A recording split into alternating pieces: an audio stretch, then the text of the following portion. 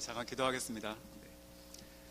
하나님 아버지 감사합니다. 하나님의 은혜가 충만합니다. 아버지, 이 시간 부족한 종의 입술과 마음과 생각을 주님께서 죽여주시고 주님께서 피로 사신 교회에 하나님 말씀만 선포될 수 있도록 해주시옵소서. 이 시간 우리가 세월을 아껴서 주님 나라 위해서 살게 해주시고 영원한 것을 위해서 살아갈 수 있도록 해주시옵소서. 점과 같은 인생이지만 주님 알게 하신 은혜 감사합니다. 예수 그리스도의 이름으로 기도드립니다. 아멘. 네, 반갑습니다. 저는 캄보디아에서 온 정지웅 선교사라고 합니다. 우리 캄보디아에 파송 선교사님 계시죠? 제가 오늘 캄보디아에 대한 이야기들은 많이 안 해도 되겠다 생각이 들고요. 그래도 이렇게 캄보디아 선교사로 왔으니까 우리 캄보디아 인사말 하나 배우면 좋겠다 생각이 듭니다. 저를 한번 따라해 보시면 되겠습니다. 뿌레야, 뿌로띠은, 뽀. 네, 이거 붙여가지고 해볼까요? 다시 뿌레야, 브로티은 보. 자, 옆에 분하고 이렇게 인사해 보세요. 브레아 브로티은 보. 뭐 이렇게 쌍비읍, 뭐 쌍디귿 이런 게 많은 게 그 캄보디아 글자의 그 특성인데, 지금 말씀 배우신 그 말의 뜻이 무엇이냐면 God bless you입니다. God bless you. 저희가 bless you, God bless you 그러면 무슨 생각이 나십니까? 뭔가 이렇게 좀 행복한 일이 벌어질 것 같다 생각이 되죠. 뭔가 해피한 일이 벌어질 것 같다는 생각이 되죠. 그런데 언젠가 그런 생각을 해봤습니다. 그 행복과 그 복, 하나님 주시는 복의 차이가 뭘까, 그 말의 뜻이 차이가 뭘까 생각해 보니까 그 행복이라는 그 해피네스라고 하는 것은 그 어원이 그 해픈에서 왔더라고요. 그러니까 이렇게 그냥 일어나다. 그러니까 나도 모르게 그냥 어떤 일이 이렇게 생긴 겁니다. 그래가지고 그 뜻하지 않게 좋은 거죠. 그게 어떻게 보면은 그 운인 것 같고 그게 이제 행복의 말의 뜻이더라고요. 그런데 bless라고 하는 그 말은 그 말의 어원이 어디서 왔냐면은 그 bleed라는 단어에서 왔습니다. 동사. 그것은 아시는 것처럼 피를 흘리다라는 뜻입니다. bleed. 그러니까 blood, 피. 그래서 하나님께서 우리를 아브라함을 부르시고 우리에게 복을 주시기 시작하셨는데 어쩌면 그 창세기 12장부터 예수 그리스도의 십자가의 이야기가 나오는 것이 아닌가 생각이 들 정도로 그냥 우리가 흔히 쓰는 그 bless you라는 말이 사실은 피가 뿌려진 그 전제가 되어 있다는 것입니다. 예수님께서 우리를 사랑하시고 십자가에 못 박혀 돌아가시고 하나님께서 그 순간 눈 감으시고 그 영원 전부터 영원 후까지 한 번도 경험해 보시지 못하신 그 아버지 하나님과의 단절을 참으시고 우리에게 생명을 주신 줄 믿습니다. 이 시간 다시 한번 옆에 분한테 인사하실 때 하나님께서 당신을 사랑하십니다 이렇게 인사하시겠습니다.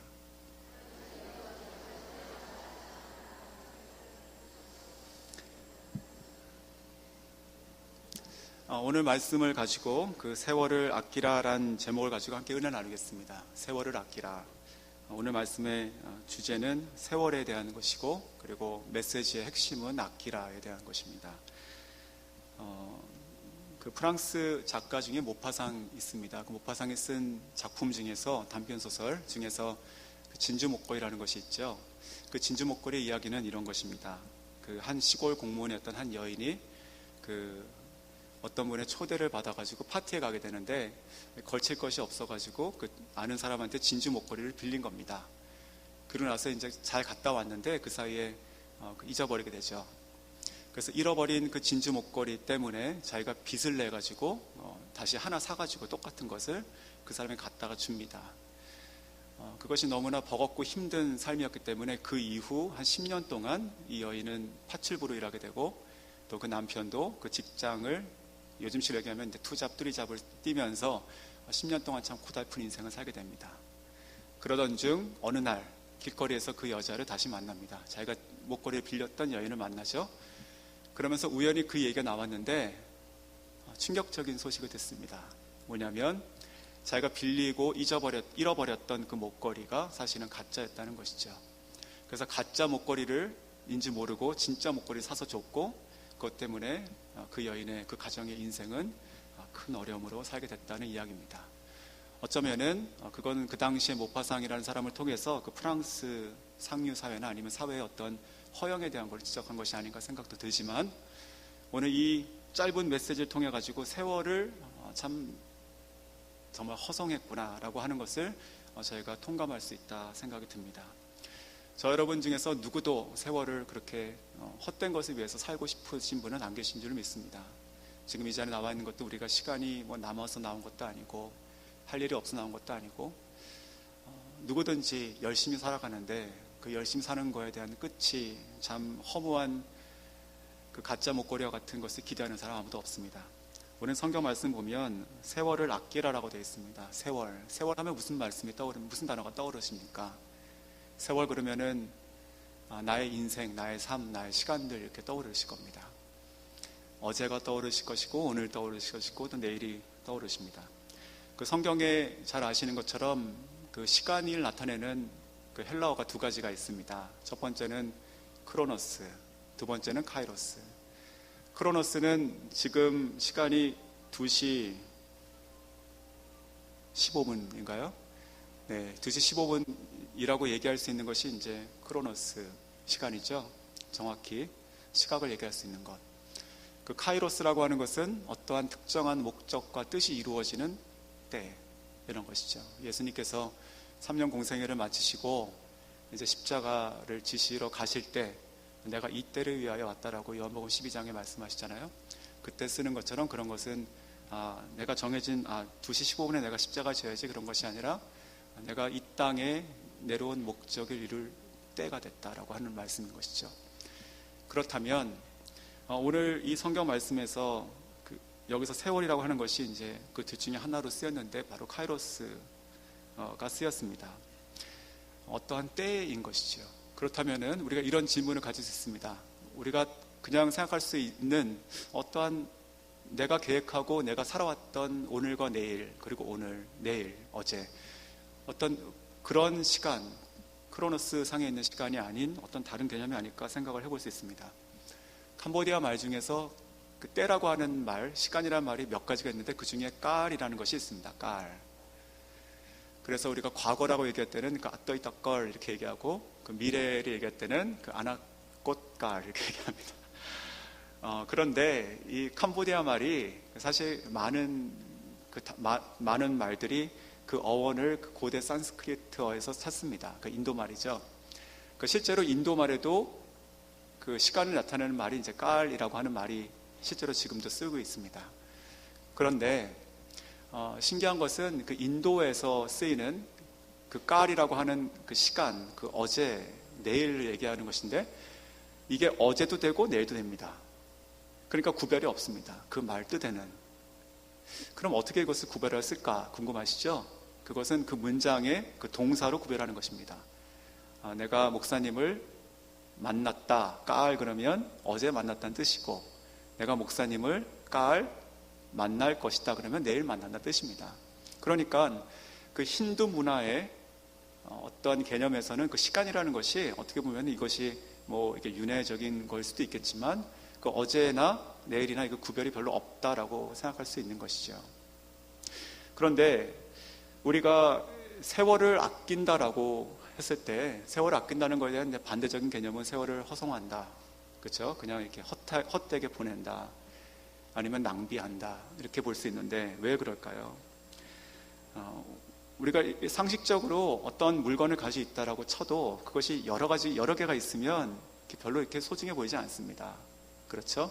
뭐 신발이 10개 있으면 뭐 그 중에 하나가 혹시 없어져도 뭐 그만이지 이렇게 생각하는 것처럼 그렇지만 누군가에는 그 신발 하나가 몇 년 동안 써야 되는 단 한 켤레일 수도 있는 것이죠. 그러니까 여러 가지 많다라고 느끼면 소홀해집니다. 그렇다면 우리가 세월을 아끼고 싶은데 아끼지 않고 지나가는 이유 중에 하나는 우리에게 여전히 세월이 참 많고 길게 남았다라고 생각하는 것이 아닐까 좀 생각을 해보게 됩니다. 살아왔던 과거도 참 많은 일들 해오셨고 그리고 앞으로도 많은 계획 가운데 지내고 있기 때문에 그렇게 세월을 아주 긴박하게 오늘 지금 이 시간을 소중하게 여기지 못하는 것이 아닌가 좀 생각이 듭니다. 제가 미국에서 공부할 때 많은 이민자분들을 만나고 또 교회 내에서 그 이민자 성도님들의 그 아픈 여러 가지 힘드신 상황들을 참 많이 봐왔습니다. 이게 참 웃지 못할 에피소드인데 그 중에 어떠한 사모님의 실제 에피소드인데 그 맥도날드 가가지고 그 아이 둘을 데리고 맥도날드 가가지고 햄버거를 시켜주시는 때였습니다. 미국 오신 지 얼마 안 돼가지고. 그래서 이제 가면은 캐시어가 뭐 먹을 거냐 물어보잖아요. 그래서 이분이 세트 메뉴는 조금 가격이 비싸니까 그냥 햄버거만 사가지고 이렇게 아이를 줘야겠다 이렇게 생각하시고 햄버거 온리 이렇게 얘기하셨습니다. 햄버거 온리, 햄버거만 이렇게 되는 거죠.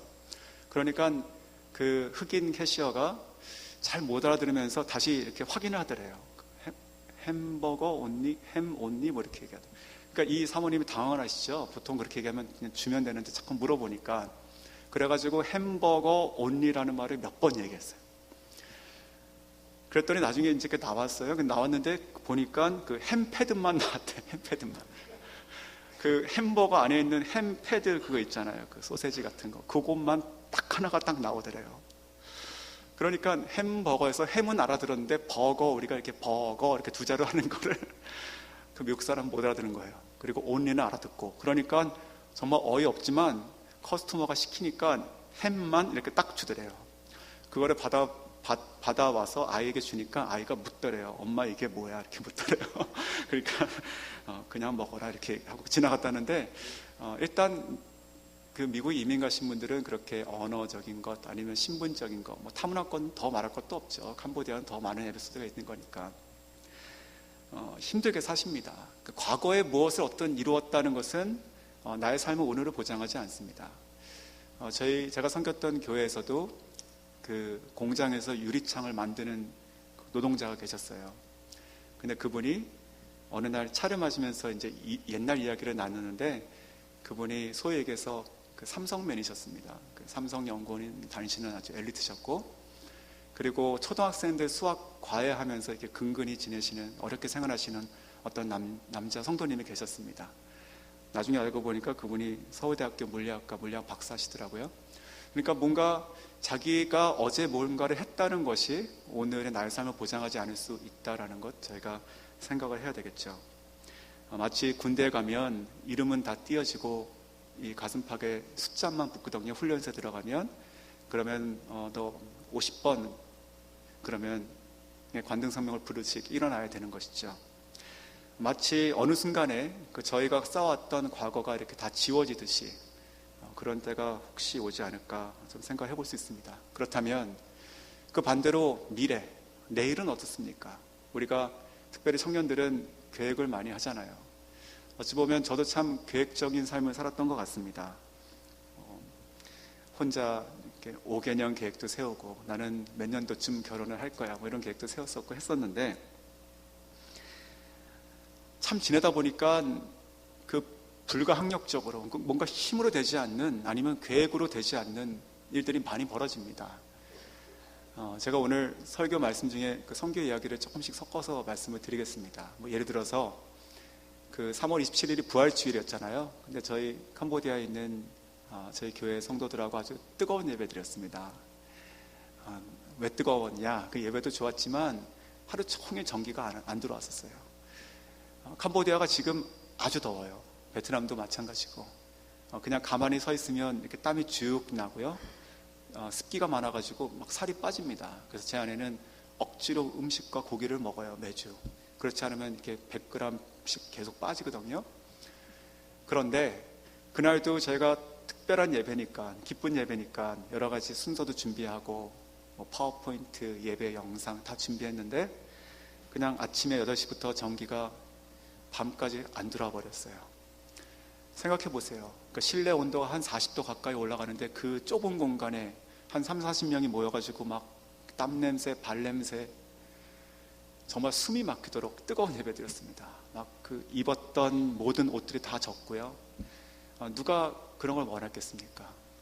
그리고 그날 끝났는데 그냥 제가 짧은 시간 있었던 것들만 생각해 보는 겁니다. 그게 이제 주일이었잖아요. 그리고 월요일날 새벽에 저희 아들이 지금 초등학교 4학년이에요. 근데 그 아이가 갑자기 몸에 이렇게 두드러기가 막 나기 시작하더라고요. 그러더니 꺼지지가 않고 뭔가 알러지죠. 그러더니 그 12시, 1시가 돼도 안 가라앉고 애가 막 너무 힘들어하고 그러면서 새벽 3시까지 잠을 못 잤습니다. 그래서 제가 제 아내에게 애를 좀 봐달라고 하고 저는 12시쯤 자고 그리고 이제 일어나자마자 제가 병원에 데려가고 제 아내가 자게 하고 이렇게 교대를 했는데 그러한 아주 사소한 아주 작은 에피소드를 열거한다면 끝이 없을 거예요, 선교지에서는. 그런데 그거에 대한 공통적인 건 뭐냐면 우리가 뭔가를 계획하고 대비할 수 있는 것, 그것이 그냥 한순간에 정말 어쩔 수 없는 것이 이루어지기도 한다라는 것입니다. 사역자로서도 마찬가지인 것 같습니다. 목회건, 선교사건, 아니면은 누구건. 한 3년 전쯤 저희 집 근처에 아주 가까이 교제하던 선교사님 가정이 있었습니다. 우리 방효원 선교사님이라고 목사님이신데요. 그분이 자녀가 넷이 있었습니다. 초등학생 셋, 그리고 어린아이, 유치원 다니지 않는 그 유아원 다니는 아주 어린아이 1명. 그래서 저희 아이가 둘이 있어서 그 넷 중에 두 번째, 세 번째가 연령이 비슷해가지고 친하게 지냈어요. 축구도 하고 놀러 다니고 같이 책도 이렇게 책 같은 거 한국에서 받으면 서로 나눠보기도 하고. 그런데 그분이 2년 동안의 그 언어 교육 기간을 정말 열심히 하셨습니다. 정말로 누구보다 열심히 하셨어요. 그 프놈펜 대학 가가지고 언어 코스를 1년 끊으시고 끝나시고 나서는 계속 매일매일 과외 공부를 하시고 성경을 읽으시고 전도 기도문을 다 외우시고 억지로 계속 하는 것이죠. 한 영혼을 구하기 위해서. 그리고 나서 이제 때가 되어서 이분이 2년 동안의 언어 교육 기간을 끝내고 그 선교의 뜨거운 마음을 가지고 사역지를 향해서 떠나실 때가 됐습니다. 그 시엠립이라고 앙코르와트 유명한 곳이죠. 그래서 프놈펜에서 한 5시간, 6시간 버스로 가는데요. 트럭에다 짐을 다 실었습니다. 저도 그날 아침에 가가지고 짐을 싣는 걸 도와드리고, 그리고 가시는 길 축복하고 기도하고 그렇게 헤어졌습니다. 그래서 그분이 트럭으로 자기 짐을 보내고 자기 가족들, 사모님하고 내 아이를 뒤에 조그만 차에다가 태우시고 가실 때 제가 핸드폰을 꺼내가지고 사진을 찍었어요. 잘 가시라고. 그런데 그게 마지막이었어요. 제가 그렇게 올라가시고 나서 연락이 올 거라 생각했는데 연락이 좀 안 왔는데 한 10시쯤 돼가지고 밤에 다른 선교사님한테 연락이 온 거예요. 우시더라고요, 막. 그러면서 그분들이 교통사고로 돌아가셨다고, 지금 시신이 프놈펜으로 내려오고 있다고. 뭐 믿을 수가 없는 이야기죠. 그래서 그날 병원에 갔더니 어떤 경이었냐면 캄보디아는 고속도로가 없어요. 아직 그냥 국도 같은 건데 아주 형편이 별로 없습니다. 그리고 차들이 난폭하고 뭐 추월하고 역주행하고 이런 것들은 뭐 다반사죠. 이분들이 이렇게 앞으로 쭉 직선으로 가고 있는데 그 전방에 트럭이 있던 거였어요. 트럭도 자기 길에 오고 선교사님도 자기 길에 가고. 그런데 그 트럭 뒤에 관광버스가 있었습니다. 그 관광버스가 트럭을 추월하기 위해서 이쪽으로 넘어왔습니다. 그러면서 정면 충돌해서 돌아가셨어요. 앞에 타셨던 선교사님 부부는 얼굴 형체가 남지 않도록 돌아가시고, 뒤에 있던 4자녀 중에서 2명은 그 자리에서 즉사하고, 그리고 첫째 6학년이었던 첫째 딸이 본능적으로 막내 딸, 막내 동생을 팔로 감아 안았어요. 그래서 그 감겼던 어린아이는 살았고, 그리고 그 큰 언니죠. 큰 언니는 앉는 순간 차에 치여서 오른쪽 팔이 떨어져 나갔습니다. 그래서 그 이후에 지금 한국으로 소송돼가지고 한국에서 지내고 있죠. 누가 그것을 계획했겠습니까? 누가 그것을 예상이나 했겠습니까? 우리가 어떻게 보면 그래, 세월을 아낀다는 것을 생각할 때, 그래, 오늘까지, 이번 주까지 조금만 더 쉬고 내가 이것만 마치면, 이런 얘기를 참 많이 하는데 여러분에게 내일이 보장되어 있습니까? 어쩌면 오늘 하나님께 예배할 수 있는 것이 우리에게 주어진 참 큰 축복이고 특권이 아닐까 생각이 듭니다. 캄보디아에 들어갔습니다. 2010년 캄보디아 선교사 들어갔는데 저와 제 아내는 그 대학교 때 선교사로 헌신했습니다. 그러니까 한 15년 만에 캄보디아로 들어갔던 것이죠. 30대 중반에 들어갔으니까. 저희 마음 가운데는 많은 포부가 있었습니다. 그리고 계획도 있었고, 이런 생각했습니다. 그래, 미국에서 이민 생활도 겪어봤고, 또 지역교회의 그 힘든 그 분들도 많이 섬겨봤고 만나봤고, 그리고 신학적인 훈련도 받았고, 그래, 이제는 내가 가서 할 수 있는 것이 있겠다 이렇게 생각했습니다. 그리고 이제 하나님께서 그것을 들어주시는구나 이런 생각을 했습니다. 근데 들어가서 맞닥뜨린 그 현실은 참 달랐습니다. 생각보다. 뭔가 제 마음속에는 그래, 내가 세월을 아끼듯이 나에게 주어진, 내가 선교지에서 5년이 있을지 10년이 있을지 아니면 그 이상이 있을지 하나님께서 그만이라고 하시는 순간이 선교사로서의 사역의 끝이고 또 한 인생의 끝이잖아요. 그게 언제인지 모르지만 그때까지 정말 남김없이 아낌없이 최선을 다해서 주를 위해 섬기겠다 이런 생각을 하고 들어갔습니다. 들어가서 한 2주쯤 지났나요? 그 동료 선교사님을 따라서 동네 옷수선 가게 들어갔더니 거기 한 5살쯤 되는 어린아이가 한 명, 남자아이가 있더라고요. 이렇게 바지만 입고 흑장난하고 있어가지고 그 아이의 일을 보니까 참 예뻐요. 그리고 제가 신분이 선교사잖아요. 그러니까 복음을 전해야 될 것 같다 생각이 들어서 이제 손을 잡고 하는데 그 아이는 영어를 못하고 저는 캄보디아 말을 못했고 그래서 해줄 수 있는 말 소통이 하나도 안 되더라고요. 한마디도 소통이 안 돼요. 한마디도. 그래서 제가 그때 그렇게 기도했습니다. 하나님께. 하나님, 제가 할 수 있는 것은 이 아이의 손을 잡고 있는 것밖에 없습니다. 지금 저는 아무 말도 못하고 복음을 전하지도 못하고 가지만 하나님께서 이 아이의 손을 이제부터 잡아주시고 하나님께서 이 아이를 구원해 주세요. 그렇게 기도하고 떠났습니다. 한 2달 있다가 저희 가족이 들어왔습니다. 제가 먼저 들어가서 이제 집과 여러 가지 살림살이 좀 사놓고 가족이 들어왔는데 아이들이 무슨 뭐 잘못이 있겠습니까? 그 선교사는 부모가 헌신한 것이지 아이는 그냥 따라오는 것이잖아요. 그러면은 아이들은 좀 편하게 이렇게 좀 적응하고 했으면 좋겠는데 아이들도 참 대가를 많이 치렀습니다. 그 중에 몇 가지만 말씀을 이렇게 생각을 해보면 저희 딸이 그때 5살이었고 아들이 4살이었어요. 그러니까 아직은 뭐 한국이 좋은지 미국이 좋은지 캄보디아가 덜 좋은지 그런 걸 이제 구별하지 못할 때니까 어떻게 보면 더 나은 것이죠. 저희한테는 그 동네 유치원에 갔는데 이렇게 수업 시간에 이렇게 화장실 소변이 마려워가지고 안 되는 거 소통을 해가지고 화장실에 갔대요. 이렇게 좀 낯설잖아요. 그런데 선생님이 이렇게 바지를 그냥 여기 바닥에다 이를 봐라 그렇게 하신 거예요. 선생님이. 근데 그런 적이 없었거든요. 굉장히 수치스러운 것이죠. 이 아이가. 그리고 어떤 그 지역에 있는 병원이니까 어른 그 소변 보는 거 있잖아요. 아이한테. 그래서 아이가 이렇게 조금 힘들어하니까 그것을 안타깝게 여긴 그 캄보디아 할머니께서 그 아이를 들고 바지를 내려주더래요. 근데 그런 것들이 어떻게 보면 굉장히 다른 문화인 것이죠. 그래서 제가 한번 그 이발소에 들어가가지고 너무 더워하니까 머리를 좀 짧게 깎아주세요. 이렇게 연습해가지고 갔습니다. 오자마자. 그랬더니 그 캄보디아 이발사가 어떻게 했는지 아세요? 바리깡을 가지고 가운데를 밀어버리더라고요. 그 아이가 자기 거울에 자기 머리를 보더니 중얼중얼거려요. 그래서 뭐라고 하나 보니까 이렇게 얘기하더라고요. 아빠 그만하면 안 돼. 이렇게 얘기하더라고요. 제 마음이 참 슬펐습니다. 그래서 제가 그때 기도했어요. 하나님, 얘가 여기서 대성통곡하고 울면 제가 옆에 앉아가지고 똑같이 깎겠습니다. 제발 말려주세요. 제발 이걸 어떻게 해주세요. 그래서 다행히 이렇게 멈췄는데, 근데 그런 것들이 어떻게 보면 우리는 헌신하고 또 와가지고 뭔가를 이렇게 빨리 해야 되는데 뭐 이렇게 안 되는 거예요. 하나도.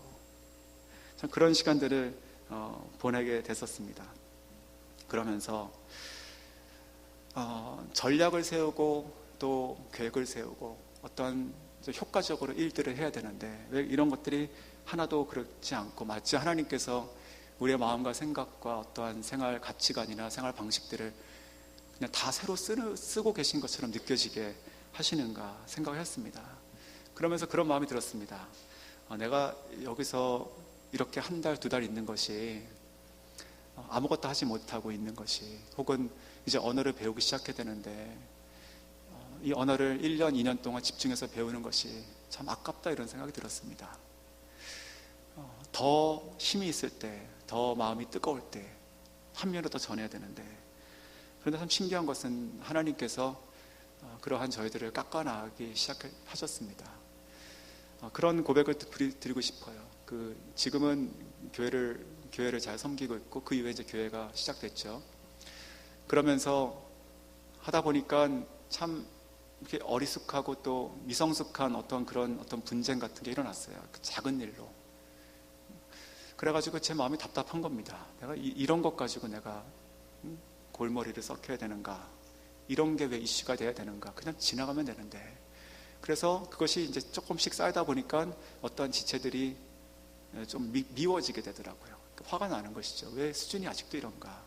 다 큰 것 같은데 아직도 갓난아기처럼 이것이 그렇게 큰 문제인가? 그러면서 기도를 하는데 이렇게 기도했습니다. 하나님, 제발 이 형제의 마음을 좀 돌려주시고 이 형제의 마음은 좀 성숙하게 해주시면 좋겠습니다. 너무 힘듭니다. 이것이 하나님의 교회에 유익되는 것이 아니고 참 앞으로 할 일이 얼마나 많은데 이것이 발목을 잡지 않습니까? 좀 고쳐주세요. 근데 기도를 한참 하는데 하나님께서 제 마음 가운데 이렇게 말씀하시는 것 같았습니다. 제 이름이 정지용이잖아요. 지용아, 나는 너가 변하면 좋겠다. 너가 답답해하는 누구 아는데 나는 그들을 섬기러 온 너가 변하면 좋겠다. 그런 생각을 하게 됩니다. 전도서 11장에 보시면 그런 비유가 나옵니다. 그 흐르는 강물에 떡을 던져라. 참 뭐 그런 바보 같은 짓이었습니까? 먹어야지. 근데 떡을 가난한 사람에게 나눠주라는 것도 아니고 흐르는 강물에 던지라고 써 있어요. 전도서 11장에. 근데 마치 선교사로 살아가는 그 이후의 삶, 지금 저희가 6년째 있는데 많은 순간들이 그와 같다 생각이 지금 듭니다. 마치 밑 빠진 독에 물 붓기 비슷한 표현인 것 같아요. 그러니까 흐르는 물은 강물인데 흘러가는데 내가 던지면 떠나가고 돌아오지 않는데, 근데 누군가는 저 강 밑에서 그것을 주워 먹는다고 되어 있거든요. 제가 알지 못하는 그러한 삶의 연속이 아닌가 생각이 듭니다. 그러면서 제 마음 가운데 그런 생각이 들었습니다. 하나님, 제가 세월을 아끼고 싶어서 짧은 인생을 주님께 헌신하고 그리고 어제와 오늘과 내일을 하나님께 다 드리고 싶은데, 근데 내가 할 수 있는 시간과 내 손에 쥐어지는 것이 아무것도 없으니 나의 세월이 참으로 허송이군요. 그렇다면 과연 내가 계획할 수 없는 이 삶의 패턴 속에서 내가 정말 세월을 아끼는 것이 무엇입니까? 이 짧은 세월 무엇이 하나님의 나라를 위한 것이고 하나님의 영원한 것을 위해서 일하고 살다 죽는 것입니까? 이런 고민이 됐습니다. 그러면서 그때 주셨던 말씀이 오늘 두 번째 읽었던 요한일서 2장 17절 말씀이었습니다. 이 세상도 그 정욕도 지나가되 오직 하나님의 뜻을 행하는 자는 영원히 거하느니라. 그러니까 우리가 추구하는 많은 것들이 있죠. 우리 고등학교 수험생 여러분들은 대학을 가기 위해서 대학을 추구하시고 또 대학에 들어가자마자 토플과 토익과 여러 가지 자격증, 직장을 추구하시고 직장을 추구한 그 다음에는 결혼과 가정을 추구하시고 또 그 이유가 되면은 자녀들이 자기 삶의 가치와 어떠한 존재 목적의 추구가 되죠. 그것을 부인하고 그것을 벗어날 수 있는 사람은 없습니다. 하지만 영원한 것을 추구한다라는 것은 좀 다른 것 같습니다. 우리가 살면서 힘들고 어려운 상황 가운데 점점 그렇다고 보는데, 하지만 그리스도인이 빛과 소금이라면 어두울수록 힘들수록 빛이 나는 것이고 그 맛이 짜야 되는 것인데 저의 삶이 동화되는 것이죠.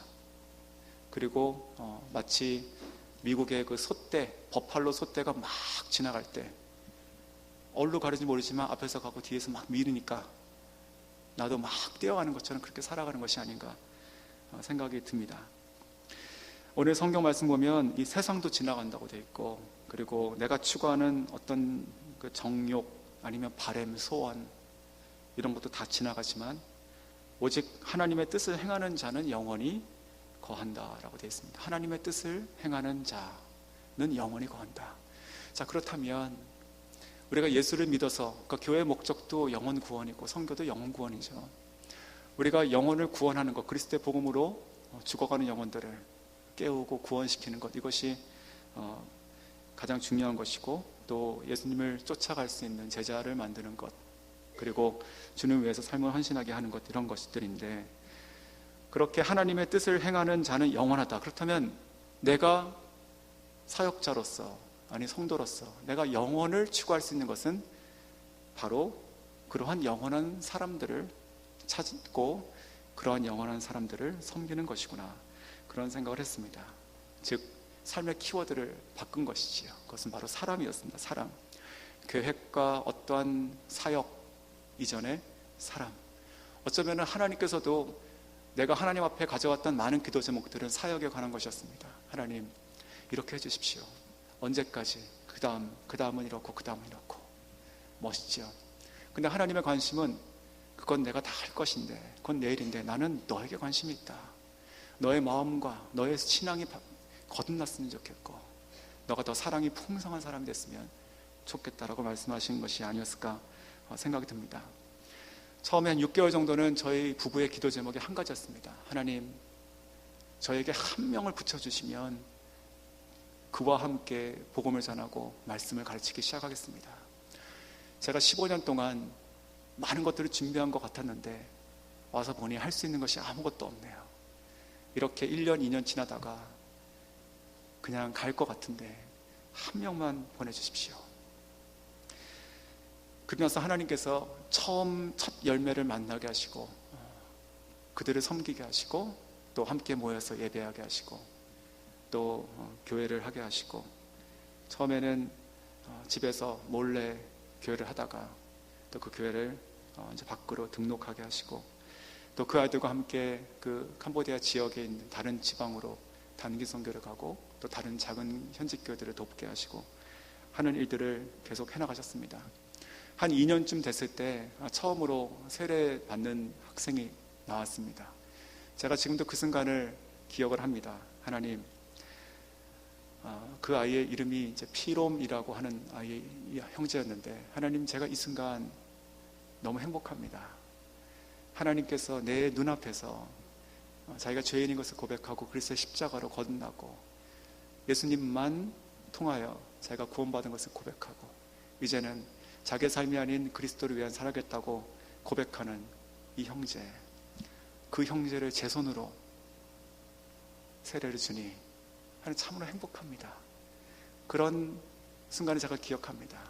그 이후로도 이제 그런 아이들이 더 많이 이어지게 됐었습니다. 사랑하는 성도 여러분, 저희가 선교사도 마찬가지고 성도님들도 다 마찬가지로 생각이 듭니다. 우리 학생들도 마찬가지고 우리가 긴 것 같지만 짧습니다. 시간이 하나님의 창조물이라는 걸 기억하셔야 됩니다. 창조물. 우리는 그 안에 갇혀 살지만 하나님은 그 위에 계신 분이시죠. 영원. 우리가 이해할 수 없는, 아무도 경험하지 못했던 그 세계에서 시간이라는 것은 10년이건 100년이건 똑같은 거 아닙니까? 우리가 하나님께 쓰임받을 수 있는 그 시간, 그것만 하나님께서 계수하신다는 것입니다. 오늘 성경 말씀, 처음에 그 에베소서 말씀을 조금 더 말씀을 드리면 아끼라라는 말씀이 있죠. 세월을 아끼라. 그 세월을 아끼라에서 그 아끼라의 원어의 뜻이 무엇인지 아십니까? 그 원어의 뜻은 시장이라는 단어에서 파생됐습니다. 시장. 장사꾼들이 많이 물건을 파는 곳. 그 앞에 EX, 그러니까 밖으로 빼내다라는 접두사가 붙어서 그 말이 파생됐는데, 즉 시장에서 뭔가를 이렇게 빼내오는 그 뜻을 가지고 있습니다. 그것이 뭐냐면 속량이죠. 속량. 그러니까 시간을 아끼라라고 하는 것은 우리의 것을 잃어버렸다는 뜻이 아니라 직역을 하면 우리가 빼앗긴 것을 찾아오는 것입니다. 왜냐하면 우리는, 저 여러분 다 마찬가지로 죄와 허물로 죽을 수밖에 없고 우리의 생각과 모든 사고들이 다 이렇게 죄 아래에 있기 때문에 불완전하죠. 하지만 하나님께서 말씀하신 것은 세월을 아끼라, 즉 다시 찾으라는 것입니다. 값을 주고라도 찾아라. 우리가 많은 젊은이들이 요즘에 직장 때문에 힘들어하는데 저는 젊은이의 기계와 기상을 가지고 어려운 곳을 갔으면 좋겠습니다. 소위 얘기해서 험지 갈 곳이 너무나 많습니다. 대가를 치르지 않고서는 얻을 수가 없습니다. 대가, 그것이 땀이건 건강이건 그것이 물질이건 어떤 것을 잃어버리지 않으면 찾을 수 없는 것이 있습니다. 우리가 잘 아는 예화 있잖아요. 그 병 속에 사탕을 쥐고 있는 원숭이가 그 사탕 때문에 손이 못 빠져가지고 사냥꾼에게 잡혀간다는 일. 똑같을지 모르겠습니다. 목욕탕에 가면 명품백 가지고 가는 사람 있습니까? 우스운 것이죠. 어떻게 보면은 많은 사람들이 그와 같이 코미디 같은 인생을 삽니다. 짧은 인생 가운데 무엇을 위해서 살아가는가. 말씀 맺으면서 하나의 영화가 생각이 났습니다. 1993년에 개봉했던 신들러 리스트, 옛날 영화죠. 그 신들러 리스트는 1939년에 그 나치 정권 밑에 있었던 폴란드에 있었던 일인데, 그 신들러라는 사람이 사업가죠. 그리고 나서 그 나치 정권과 결탁해가지고 임금을 주지, 그러니까 월급 주지 않고 쓸 수 있는 유대인들을 많이 고용하죠. 착취하는 거죠, 착취. 근데 그 중에 한 회계사였던 유대인의 사문과 언행에 감동받고 회심합니다. 그러면서 그 이후로는 자기가 더 많은 사람들을 자기 공장에 취직시켜주는 것을 통해 가지고 사람을 구해냅니다. 그 영화의 맨 마지막에 이런 장면이 나옵니다. 전쟁은 끝났고 그들에게 자유와 해방이 있었습니다. 신들러가 이제 환송을 받으면서 본국으로 돌아가고 할 때 그가 차를 타기 전에 오열을 합니다. 막 울어요. 그러면서 이렇게 얘기합니다. 자기가 끼고 있던 반지를 꺼내버리면서 이 반지를 내가 팔았으면 2명을 더 살렸을 텐데, 이렇게 오해합니다. 반지. 세월을 아끼라. 저 여러분이 하나님께서 부르시는 그날 우리의 삶이 계수가 될 것인데, 우리가 무엇을 위해 살아가는 것인가. 선교사만 저기 보내셔가지고 기도하시고 복음을 전하세요라가 아니라 오늘 나에게 주어지고 내가 만나는 사람과 나에게 주어진 일들, 이걸 통해 가지고 세월을 아끼는 것이 무엇인가 생각해 봤으면 좋겠습니다. 들으면서 주보를 받으니까 땅을 품는 하늘 공동체라고 썼었습니다. 하나님께서 남문교회를 축복하셔서 정말 많은 사람을 구원하고 그 많은 사람들이 또 다른 사람에게 나가서 그들의 삶들을 구원하고 하는 일들이 계속 있으면 좋겠습니다. 감사합니다. 기도하겠습니다.